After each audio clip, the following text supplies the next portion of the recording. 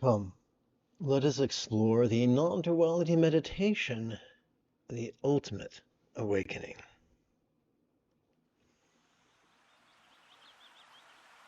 Together as a team, let us relaxingly recite.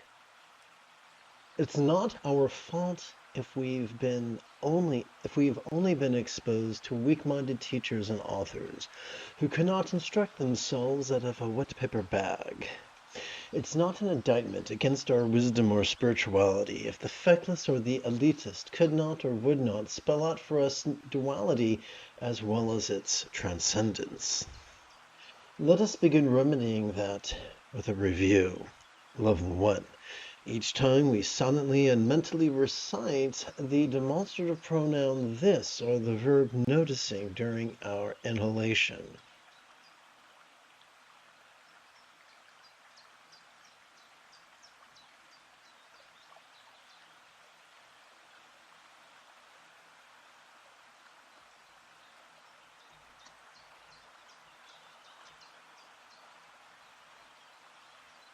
Our sympathetic nervous system wires us to vulnerably, passively, viscerally, randomly, and fleetingly notice perceptions such as sights, sounds, sensations, flavors, and scents. Level 2, we can also spontaneously notice the full spectrum of human emotions, intentions, cognitions, recollections, and imaginings. Level 3, we could spontaneously notice many things, from the external to the internal, from the physical to the mental, from the pleasurable to the painful, from the interesting to the boring, from the glorious to the grotesque. Level 4, we could spontaneously notice the fundamental duality cited in Buddhism, that we desire some things and dread others. Level 5, we could spontaneously notice a subtle resistance to the actual absence of what we desire, as well as resistance to the mere prospect of its absence. Similarly, we could passively notice a subtle resistance to the actual presence of that which we dread, as well as resistance to the mere possibility of its presence. As we silently and mentally recite the one-syllable verb ease or the three-syllable verb relaxing during our exhalation, our parasympathetic nervous system is wired to support our physical relaxation and mental release. Whatever dread or desire, glory or grotesquerie, interest or boredom, pleasure or pain, mind or body, external or internal, we may have spontaneously noticed during our previous inhalation, thus causing each pole of duality to smack of the same taste of fleeting non-graspability. The great South Indian Buddhist philosopher Nagarjuna taught of two truths, the conventional and the ultimate, that we notice during our inhalation and that we feel during our relaxing exhalation.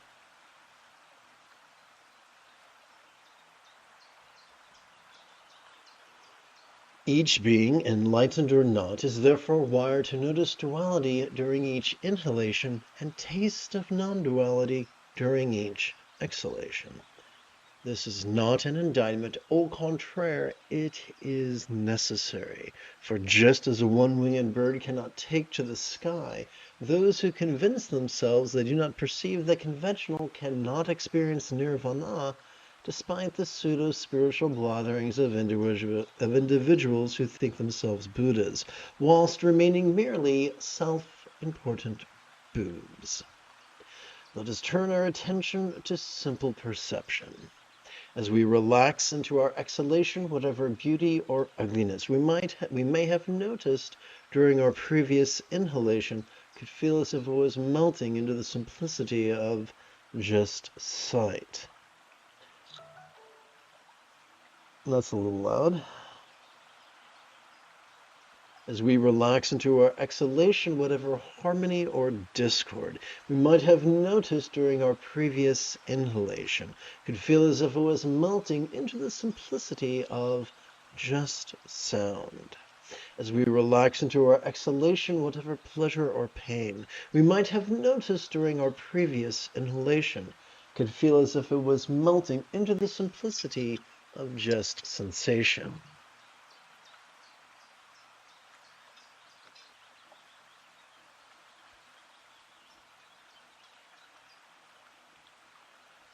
As we relax into our exhalation, whatever deliciousness or disgust we might have noticed during our previous inhalation could feel as if it was melting into the simplicity of just taste. As we relax into our exhalation, whatever fragrance or foulness we might have noticed during our previous inhalation could feel as if it was melting into the simplicity of just scent. Now we could turn our attention to our inner life. As we relax into our exhalation, whatever happiness or sorrow we might have noticed during our previous inhalation could feel as if it was melting into the simplicity of just emotion. As we relax into our exhalation, whatever kindness or cruelty we might have noticed during our previous inhalation could feel as if it was melting into the simplicity of just intention. As we relax into our exhalation, whatever cleverness or foolishness we might have noticed during our previous inhalation could feel as if it was melting into the simplicity of just cognition. As we relax into our exhalation, whatever clarity or dullness we might have noticed during our previous inhalation could feel as if it was melting into the simplicity of just recollection.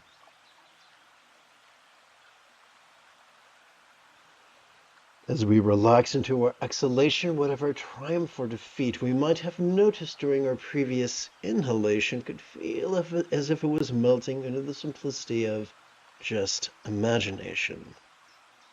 Let us turn our attention to a set of 4 dualities known as the 8 failings of the world, or Lokavipati in Pali, or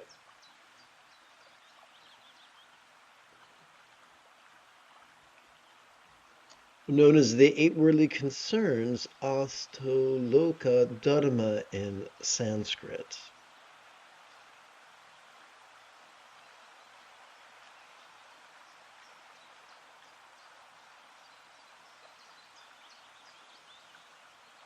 Within the context of the 4 bases of mindfulness, the circumstantial Dhamma, the physical Kaya, the interpersonal Vedana, and the mental Chitta.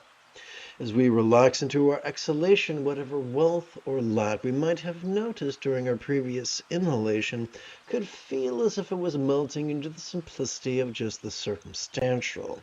As we relax into our exhalation, whatever bliss or pain we might have noticed during our previous inhalation could feel as if it was melting into the simplicity of just the physical. As we relax into our exhalation, whatever praise or scorn we might have noticed during our previous inhalation could feel as if it was melting into the simplicity of just the interpersonal.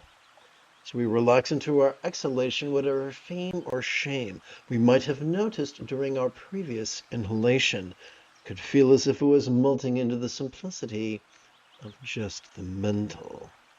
Liberation from the tyranny of duality could be an effortless and effective process. This is why the Buddha taught mindfulness and meditation.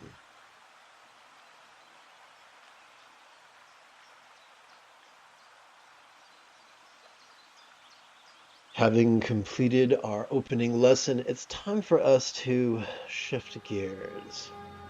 It is General Leia Organa Saturday morning. Come, let us meditate like a Jedi after approximately 30 seconds of housekeeping. This is the Dzogchen Lama Jigme Gyatso of the Buddha Joy Meditation School. For more than 30 years, I have harnessed my autistic special interests as well as my ADHD hyperfocus to spend about 8 hours a day, almost every day, studying, practicing, mastering, and reverse engineering the teachings and techniques of each school of meditation so that I can become your personal, nerdy, neurodivergent guide to nirvana. Welcome, my friends, to Meditate Like a Jedi, which is made possible due to the generosity of viewers just like you. For the remainder of this morning's live stream, let's play with the latest iteration of very easy meditation practice text, or sadhana, if you're nasty. Sturgeon's law reminds us that 90% of everything's sex, therefore only 10% traverse the path of yin's spiritual matriarchy, rendering them flexible, loving, rational, laid back, egalitarian, lucid, cooperative, and kind. The majority, 90%, traverse the path of Yang's religious patriarchy, rendering them, in which they feel it's a wonderful idea to be rigid, fearful, superstitious, controlling, elitist, cryptic, competitive, and cruel. Therefore, it should come as little surprise that the majority of these teachers implore their students to actively focus and analyze. Now, the only way to do that is by relying upon discrete neural pathways, such as those found in the medial or dorsolateral prefrontal cortex. The problem with this is that by fatiguing the front bit of our brain, we trigger our amygdala, which is the seat of both anxiety and aggression.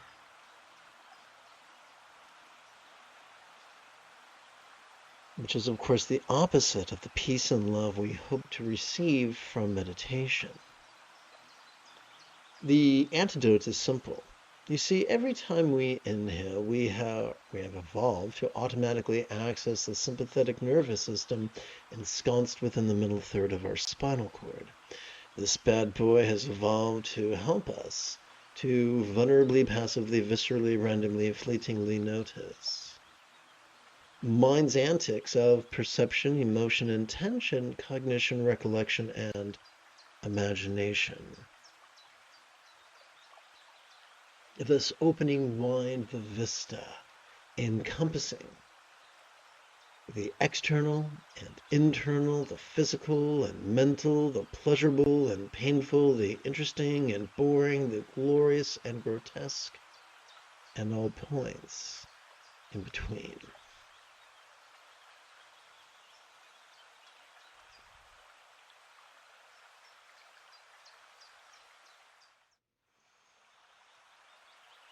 But what do we do with that which we notice?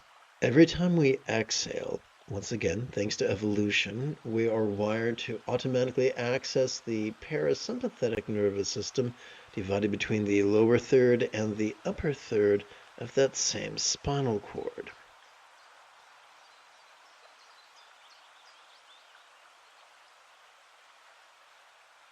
Thus, physically relaxing and mentally releasing to such a degree that which we noticed during our previous inhalation could fleetingly feel as non-graspable as a vast empty void. Now, any good English teacher will remind us that a simile is only as useful as it is relatable. Therefore, we have to ask the question, what? What is a real-world example of a non-graspable vast empty void? About the illusion of the infinite azure sky on a bright and beautiful cloudless morn, which, although tantalizing to the eye, could be non-graspable to the hand. Understanding that this is purely a figure of speech. Watching and releasing in harmony with our breathing can become child's play. The most efficient way for us to silently and mentally cooperate with the sympathetic and parasympathetic nervous system could be for us to silently and mentally recite the phrase, watch minds play, during each inhalation, and the verb relaxing during each exhalation. Now, if we want, we can shorten that down to just watch ease. Together as a team, let us practice right now.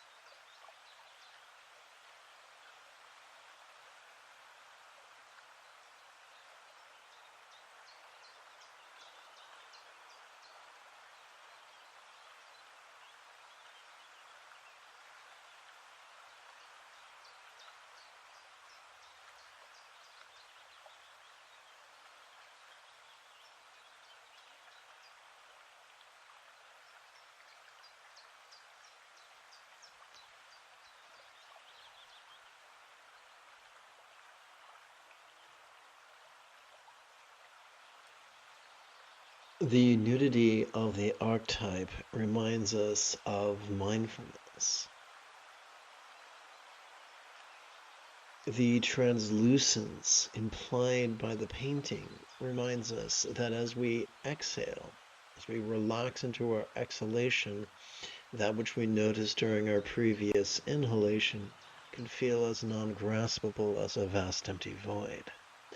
The beauty of the archetype reminds us that the fringe benefit of watching and releasing in harmony with our breathing is empathy.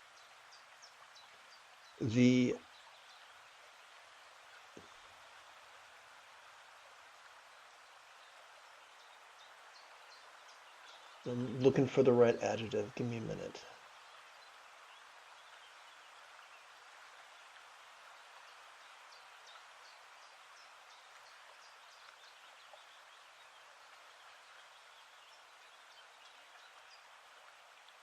The abandon with which she sports in tantric union reminds us of spontaneity.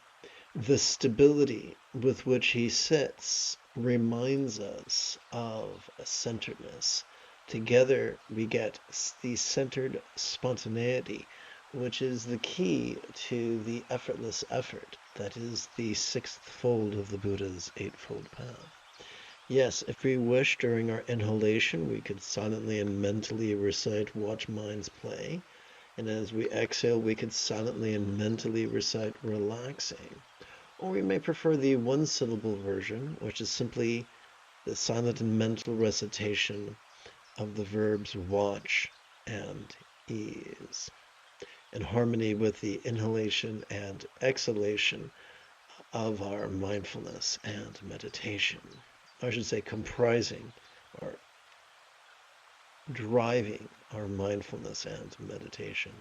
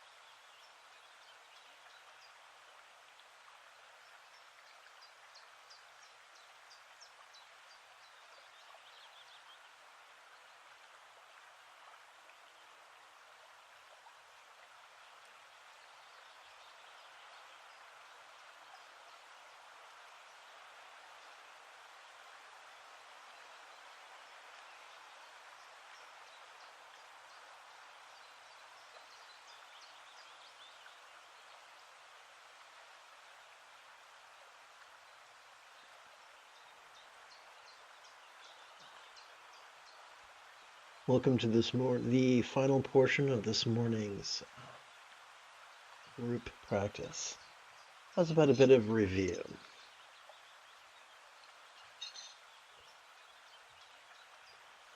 In the center of the page, we see a painting of an archetype of enlightenment, whose purpose is just to remind us of the teachings. In the archetype's right hand, we see an implement with 5 prongs at the bottom and 5 prongs at the top. This is known as a vajra in Sanskrit, or a diamond in English. It's not a real diamond, obviously.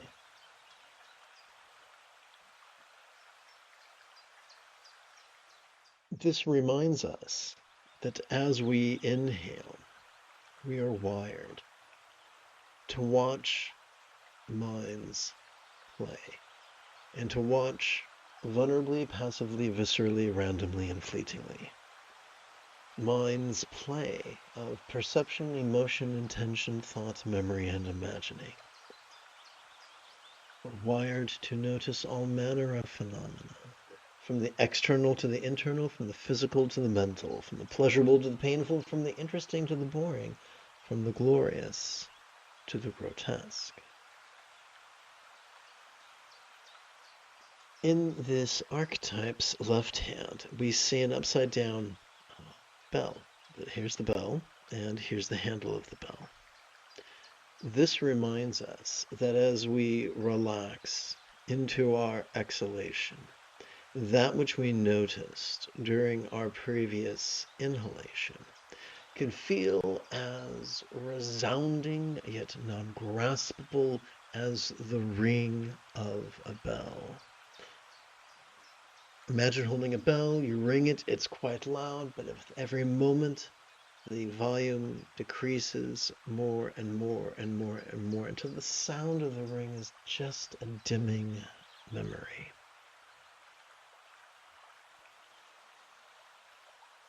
We notice the archetype is sitting with his legs folded crosswise.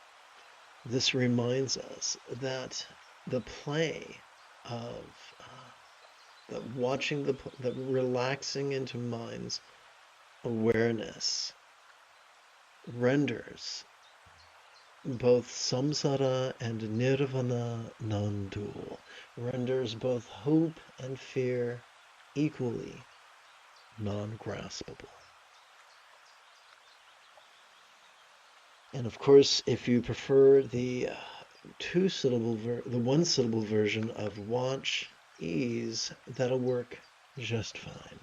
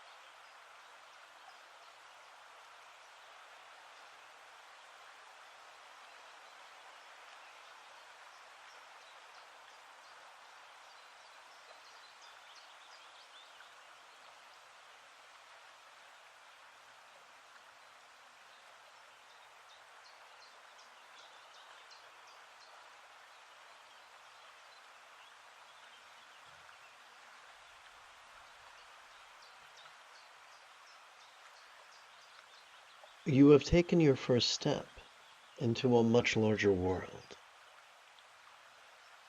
If you feel that I have earned it, you could give this live stream a thumbs up. You could even help support this channel. In approximately 10.5 hours, I would very much like to return to lead today's evening meditation class as well as group practice. And if you are as geeky as me, may the Force be with you always.